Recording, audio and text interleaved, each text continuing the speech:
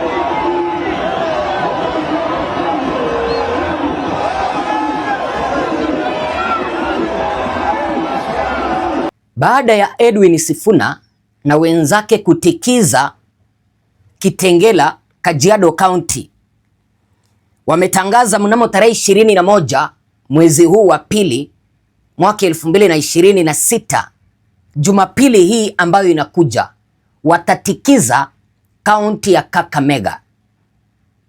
Yaani Edwin Sifuna ameweza kuchapisha kwamba weekend hii mikutano ya Linda Mwananchi Tour itakuwa katika kaunti ya Kakamega.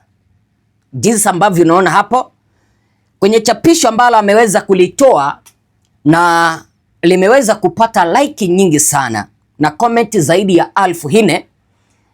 Ameweza kuandika Kiluya, ninadhani mimi si jui kusoma Kiluya lakini ninaweza nikazungumza. Amesema hivi: muli hokende kelho engo, muli ukende ho engo, Kakamega Town Linda Mwananchi Tour. Na amesema kwamba watakuwa na viongozi zaidi ya 20: James Orengo, Sifuna, Babu Owino, Osoti, Richard Onyonka, Omondi Karoli, Barongo, Gisairo, Kibagendi, Brian Weke, Mugeni Eric, Wamboka, Patrick Makau, Kimilu, Caleb Hamisi, Majimbo Kalasinga, Oundo, Wilberforce, Danson Mwashako, Ruben Ndolo pamoja na Edwin Ngonga na Bob Jagi. Wamesema kwamba watatikiza katika kaunti ya Kakamega. Na hapa ni kitovu cha chama cha ODM. Na Edwin Sifuna amesema kwamba watu wa Western hawataweza kuchukuliwa kimzaa na chama cha Oburu. Wacha nikuambie, mikutano hii ya Edwin Sifuna imeweza kumaliza nguvu mikutano ya youth leader ambaye ni Oburu Odinga. Nina imani kwamba Oburu Odinga alikuwa anajaribu maji. Nilimsikia akisema kwamba walimuadhibu Edwin Sifuna kwa sababu alikuwa amemea pembe. Nina imani mahala ambapo Oburu Odinga anaketi amegundua kwamba Edwin Sifuna ndiye ODM na ODM ni Sifuna. Karibu tusonge mbele. Tafadhali piga subscription, bonyeza kengele ili tusemezane mawili matatu yale ambayo yanapaswa kuambiwa wananchi. Mtazamaji wangu, Sifuna anataka kuhakikisha kwamba wananchi wanajua ni sababu gani ambayo inafanya yeye kukataa kwamba hawezi akamuunga William Ruto mkono. Angalia, unaweza ukamuunga mtu mkono mwenye alichochea vijana wakauawa. Unajua William Ruto ameogopa, by the way. Nilipokuwa naangalia ile mikutano ya Kitengela, jinsi ambavyo polisi walimuaga tear gas, alafu by the way mtu mmoja amefariki kutoka ule mkutano wa Kitengela. Polisi walimuagia wananchi tear gas na wananchi wakakasirika, wakaanza kurushia polisi mawe. Polisi wakafiatua risasi, wakaua mtu mmoja. Ishara nini? William Ruto amehapa kwamba hataenda kuruhusu mikutano ya Sifuna kuendelea, kwa sababu ameona kwamba wakimruhusu Sifuna huenda akafufua maandamano katika taifa letu la Kenya na hakuna Raila wa kumsaidia. Ninajua kwamba baada ya Edwin Sifuna kutangaza kwamba mikutano itakuwa katika kaunti ya Kakamega, ninajua serikali tayari imeanza kujiandaa kulipa goons waende kuharibu mikutano ya Edwin Sifuna upande wa Kakamega. Jinsi ambavyo serikali iliweza kuharibu mikutano ya Edwin Sifuna upande wa Kitengela. Mwanzo kabisa Edwin Sifuna alitueleza kwamba goons walienda wakaharibu speakers, kitu ambacho kilibidi wananchi wakazungumziwa katikati ya barabara. Mambo haya huenda ya tena yakajirudia katika kaunti ya Kakamega. Lakini ninawasihi hivi wananchi, ninajua sasa serikali itaanza kutafuta malls ndani ya muungano wa Edwin Sifuna. Vile vile serikali huenda ikaongeza goons kuharibu na kusambaratisha ile mikutano ya muungano wa Sifuna. Kwa nini? Serikali inaona kwamba Sifuna akiendelea na huu mkutano huenda wakakataliwa zaidi, William Ruto akaendelea kukataliwa, huenda maandamano yakazuka na hakuna mtu wa kumsaidia. Ninajua hata gavana wa kaunti ya Kakamega Fernandes Baraza huenda akajitokeza na akasema kwamba hataweza kuruhusu mikutano kama hii kufanyika katika kaunti yake.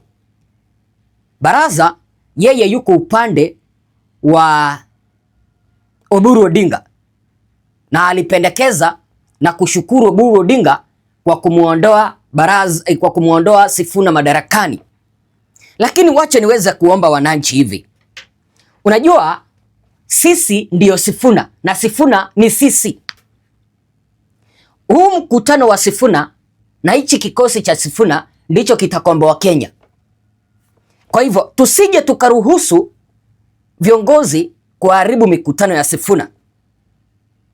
In fact, tukiona watu ambao wanaharibu mikutano ya Sifuna tunapaswa kuwatwanga kabisa kwa mawe. Kwa hivyo tunapaswa kujitokeza wengi kaunti ya Kakamega siku ya Jumapili tarehe 21 kuweza kuhakikisha kwamba tunasaidia kusimamisha serikali isije karibu ile mikutano ya Sifuna. Lakini vile vile changamoto zingine kwenye maisha sio za kukumaliza, ni za kukujenga. Serikali kipindi ambapo inaharibu mikutano ya akina Sifuna na mikutano ya upinzani ni ishara kwamba wameogopa, ni ishara kwamba wametikizwa. Ni nini ambacho unajifundisha kutoka hapa? Wananchi hawamtaki William Ruto. William Ruto ndiye anajilazimisha kwa wananchi. Nikimalizia, wananchi wa kaunti ya Kakamega ninawaomba mujitokeze kwa wingi, tumulaki Edwin Sifuna. Huyu ni kijana ambaye anaweza kalikomboa taifa. Hichi ndicho kikundi ambacho kitakomboa taifa la Kenya.